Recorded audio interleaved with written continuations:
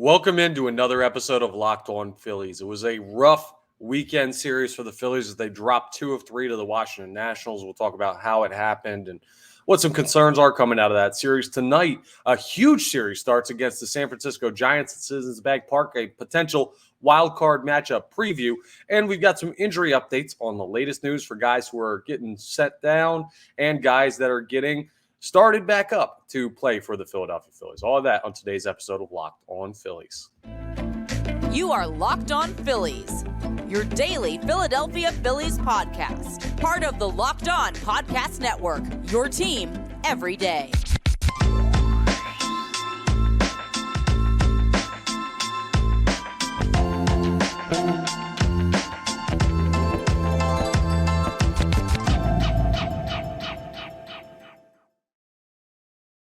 Yes, this is Locked On Phillies. I am your host, Connor Thomas. Thank you so much for checking us out. You're part of the Locked On Podcast Network, your team every day. Would really appreciate it if you're rating, reviewing, subscribing to the YouTube, all that good stuff. You can also hear me do work on the Phillies on 97.5 The Fanatic on the radio, NBC Sports Philadelphia every once in a while, filling in on the television side, all that good stuff. Today's episode is brought to you by Game Time. Download the Game Time app, create an account, and use code LOCKEDONMLB for $20 off your first purchase. Last-minute tickets, lowest price guaranteed. So go ahead and check out our friends over there at Game Time. I'll tell you more about them later.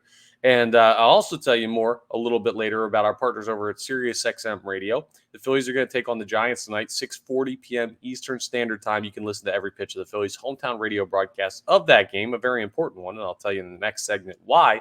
You can listen to every hometown radio broadcast pitch call on the SXM app. Just go to the SXM app and search Phillies, and you'll be able to pull up everything there. Yeah, it was a tough weekend for the Phillies against the Washington Nationals. There's no other way to put it.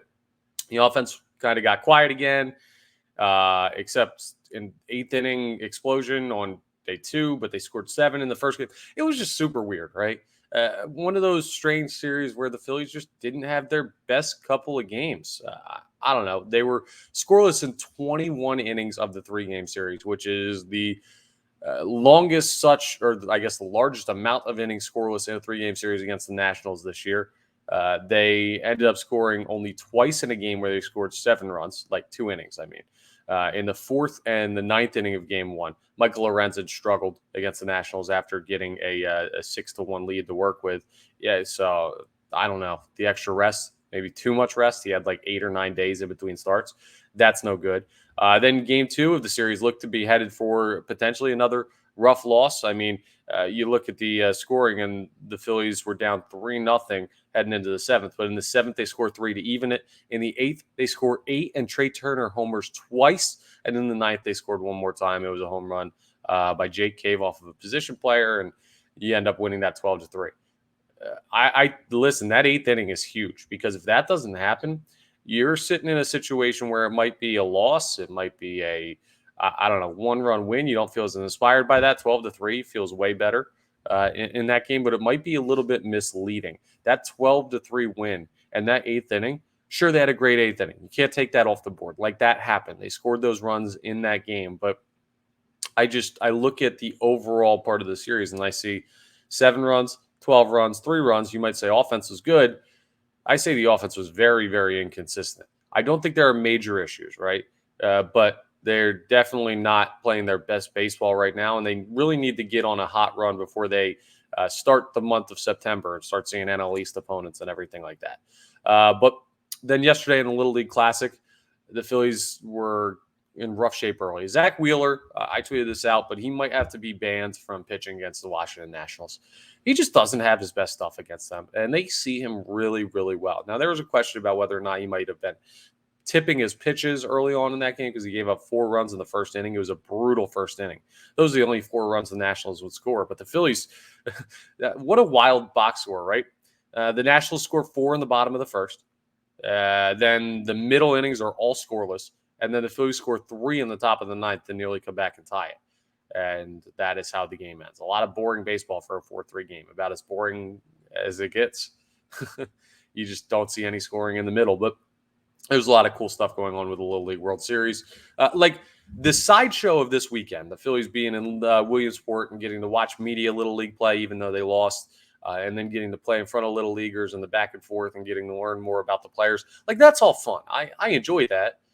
I'm not poo-pooing the weekend. I'm just saying the Phillies did not play well against the Nationals, and that's what's much more important to me in talking about this team right now. We're past the whole fun storyline part of the season. Cool, you get to go to Williamsport. That's great. Enjoy it.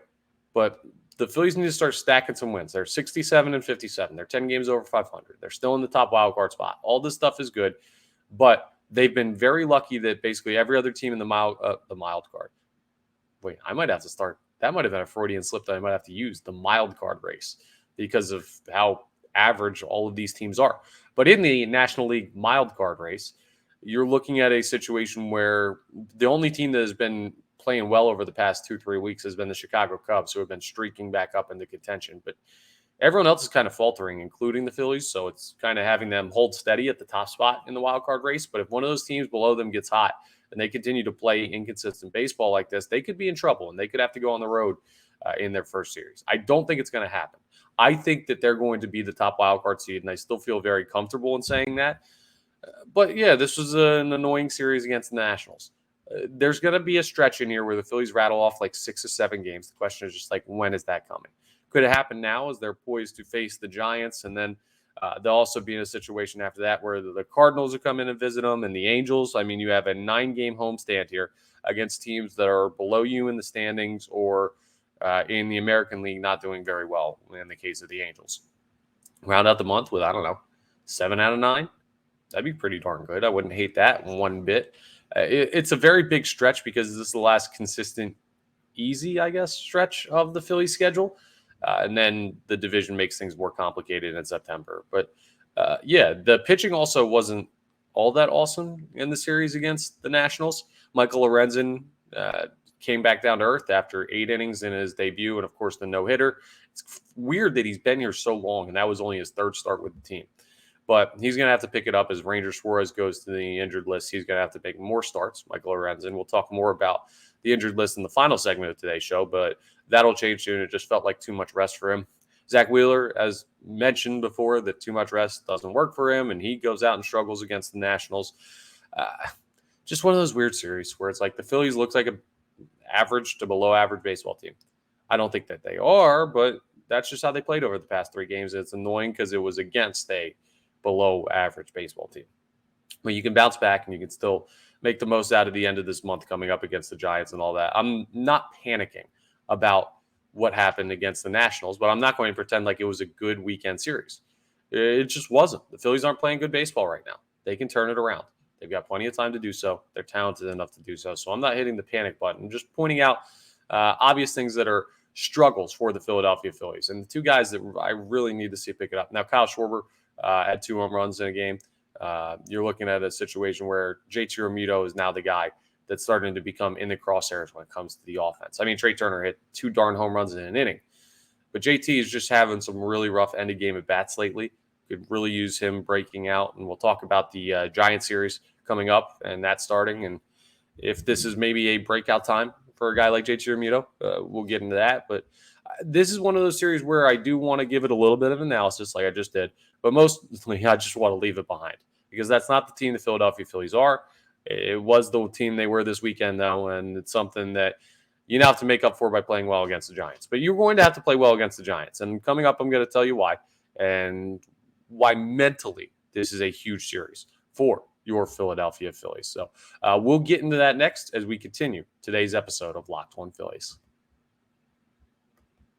First, though, I want to tell you about my friends over at Game Time, all right? Think about it. There's been plenty of times where you're just kind of hanging around with your buddy, or you're at work and you get a text. It's like noon on a Friday. Just think about it. Transfer yourself to this place.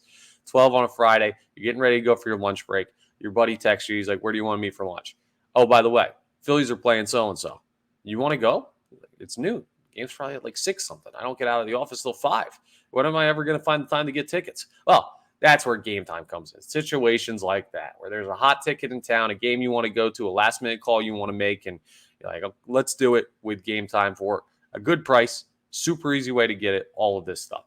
You can forget planning months in advance because Game Time has deals on tickets right up to the day of the event. You get exclusive flash deals on tickets for football, basketball, baseball, concerts, comedy, theater, and more.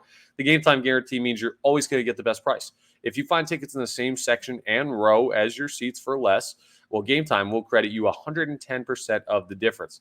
And you can get pictures of your seat beforehand. It only takes a couple of taps and you're set to get tickets. They don't go to your email. You don't have to root through your email. They just get sent right to your phone. Super easy way to do it. There's no better way than Game Time. So snag the tickets without the stress with Game Time. Download the Game Time app, create an account, and use code LOCKEDONMLB, and you'll get $20 off your first purchase. We'll give you a free $20. Look at that. Terms apply. Again, create an account and redeem code LOCKEDONMLB for $20 off. Download Game Time today. Last minute tickets, lowest price, guaranteed.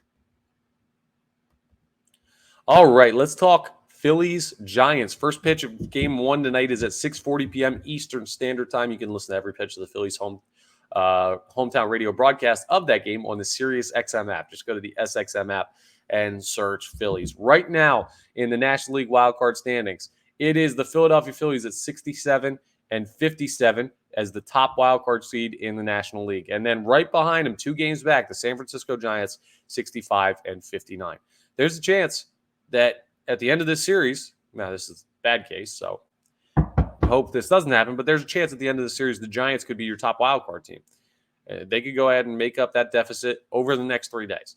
So right off the bat, you can tell it's huge. The Giants have a 65 and 59 record, and they are just 2.5, or sorry, not 2.5. They're 2 games back of the Philadelphia Phillies. So that's big.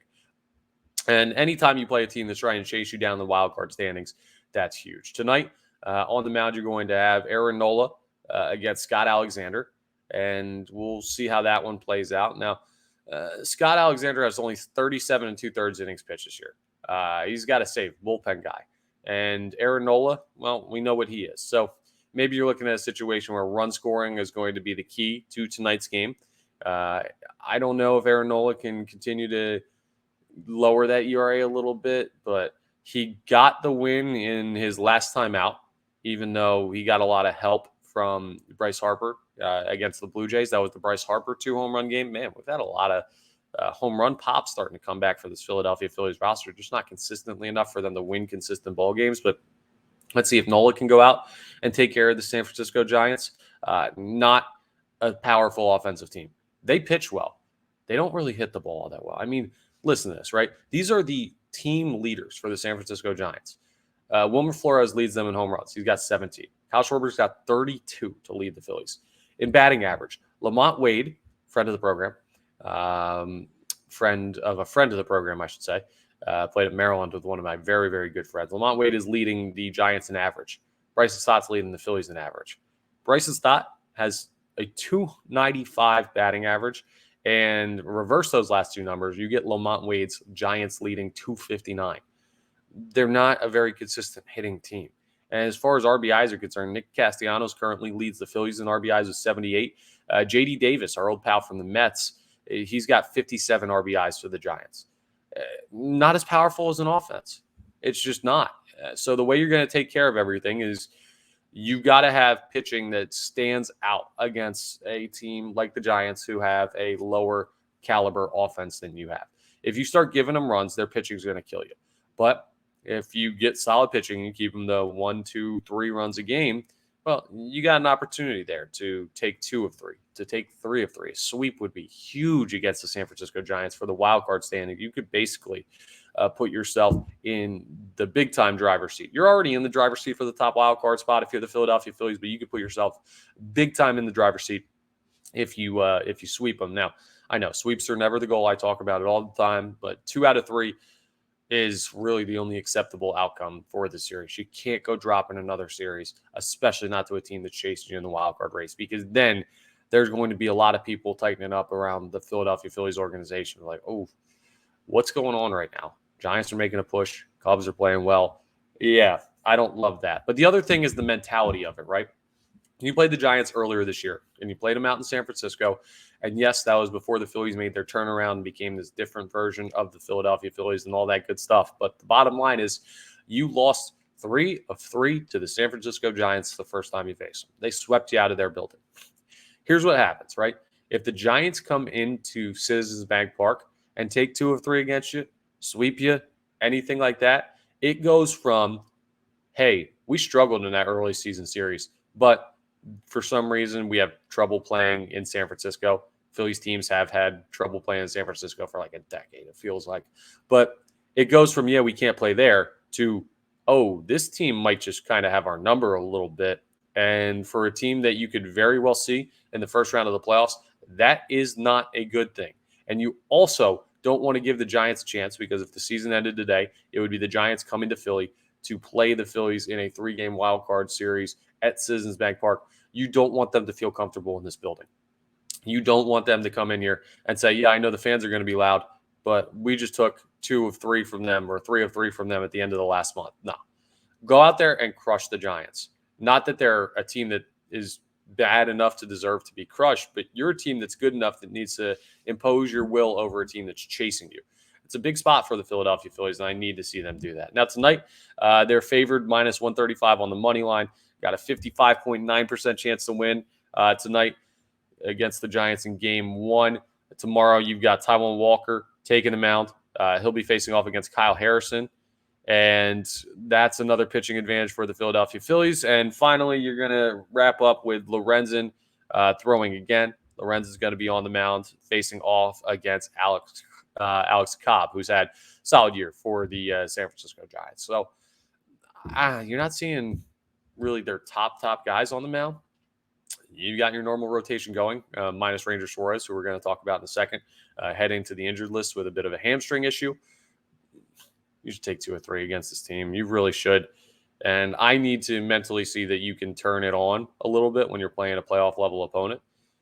Not just another good team like the Blue Jays that are in the American League that you're not going to see again for the rest of the year unless they make it to the World Series and you do as well, but a team that you could very well be seeing, and I think is most likely that you see come October. So that's a huge part of it. One more time, I'll let you know. 6:40 p.m. Eastern Standard Time tonight. All of that stuff I was just telling you about. Playoff preview.